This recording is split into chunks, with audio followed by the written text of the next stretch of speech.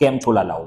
તમે રસાયણ વિજ્ઞાનની અંદર વિસ્થાપન પ્રક્રિયા જોઈ ગયા છો અને વિસ્થાપન પ્રક્રિયામાં શું થતું હોય કે વધુ ક્રિયાશીલ તત્વો હોય છે એ ઓછા ક્રિયાશીલ તત્વોને તેના સંયોજનમાંથી દૂર કરે છે. તો આપણે એને યાદ કઈ રીતે રહેશે સર આ વધુ સક્રિય છે આ વધુ ક્રિયાશીલ છે એવું આપણને ખબર કઈ રીતે પડશે? કઈ ધાતુ છે એ વધુ સક્રિય છે એવું ખબર કેવી રીતે પડશે સર? તો આવી જાઓ આજે મસ્ત ટ્રીક લઈને આવ્યો છું આ વસ્તુ યાદ રાખવા માટે. ચલો લાલો ચાલો હવે એ માટે એક વસ્તુ યાદ રાખવી પડશે, આપણે એક સ્ટોરી યાદ રાખવી પડશે. ઓકે, આપણો જે લાલો છે એ લાલો ફરવા જાય છે. ક્યાં જાય છે? કાશીમાં જાય છે. લાલો કાશી ફરવા જાય છે. ત્યાં જઈને લાલો ભૂંગળા બટાકા ખાય છે. ઓકે, હા ભાઈ એને ભૂંગળા બટાકા ખાવાનું મન થયું એટલે એ ભૂંગળા બટાકા ખાય છે. તો ભૂંગળા બટાકા ખાય છે એટલે એને એ બટાકા થોડા ફીકા લાગે છે. એટલે લાલો બોલે છે કાશી નાથ કા માલી આલુ જરા ફીકા પકાતા હે. લાલાએ શું કીધું? ફરીથી સાંભળો, કાશી નાથ કા માલી આલુ જરા ફીકા પકાતા હે. એટલામાં ત્યાં માલી સાંભળી જાય છે અને માલી પણ બોલે છે કોણ હે આગે આવો. તો આ જ વસ્તુ યાદ રાખવાની. ચલો હવે સમજીએ કેવી રીતે આનો ઉપયોગ કરવાનો છે. જો લાલાએ શું કીધું હતું? લાલો કીધું હતું કે ભાઈ કાશી નાથ કા માલી, કાશી નાથ का माली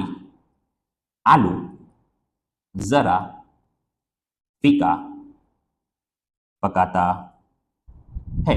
ओके, लालाओ बोले तो પછી માલી સાંભળીને શું કીધું તો કોણ હે આગે આવો, કોણ હે આગે આવ. ઓકે, ચલો હવે કાશી, અહીંયા કાશી, તો કાશી ઉપરથી આપણે શું લખવાનું? અહીંયા મેં સંજ્ઞાના સિમ્બોલ લીધા. કાશીથી કે લેવાનું. કે એટલે કઈ ધાતુ? પોટેશિયમ ધાતુ. કઈ ધાતુ? પોટેશિયમ. ચલો નાથ એટલે Na, નાથ Na એટલે સોડિયમ ધાતુ. કઈ ધાતુ છે? સોડિયમ. ત્યારબાદ કા એટલે Ca, કેલ્શિયમ ધાતુ. કેલ્શિયમ. માલી એટલે Mg, મેગ્નેશિયમ ધાતુ. મેગ્નેશિયમ ધાતુ છે. ચલો આલુ મતલબ Al, એલ્યુમિનિયમ ધાતુ. એલ્યુમિનિયમ. જરા એટલે ઝિંક, Zn, ઝિંક ધાતુ છે. ફીકા Fe, ફીકા Fe આયન ધાતુ છે. આયન. પકાતા Pb, લેડ ધાતુ છે. હે ફોર H, હાઇડ્રોજન, હાઇડ્રોજન.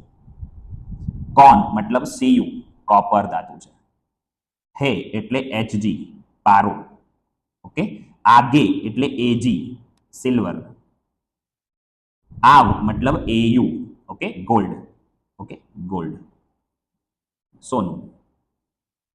આ આપણું સક્રિયતા શ્રેણીનો ઉતરતો ક્રમ છે. આ ખાસ યાદ રાખો, ઉતરતો મતલબ આ ધાતુ છે સૌથી વધુ ક્રિયાશીલ છે, ખૂબ જ સક્રિય ધાતુ. એના પછી કઈ છે? સોડિયમ. જેમ જેમ નીચે આવશું એમ એની સક્રિયતા કેવી થતી જશે? ઓછી થતી જશે. કોપર છે એ સૌથી આ ઓછી સક્રિય ધાતુ. સૌથી ઓછી સક્રિય કોણ? તો સૌથી ઓછી સક્રિય છે સોનું. આપણે જે ગોલ્ડ પહેરીએ છીએ એ સૌથી ઓછી સક્રિય ધાતુ છે. એટલે તો એની પર કાટ નથી લાગતું કારણ કે રિએક્શન નહીં કરે. ઓકે લાલા, તો કેવી લાગી ટ્રીક? કમેન્ટ કરીને મને જણાવજો અને આવી જ ટ્રીક માટે ચેનલને ફોલો કરી દેજો.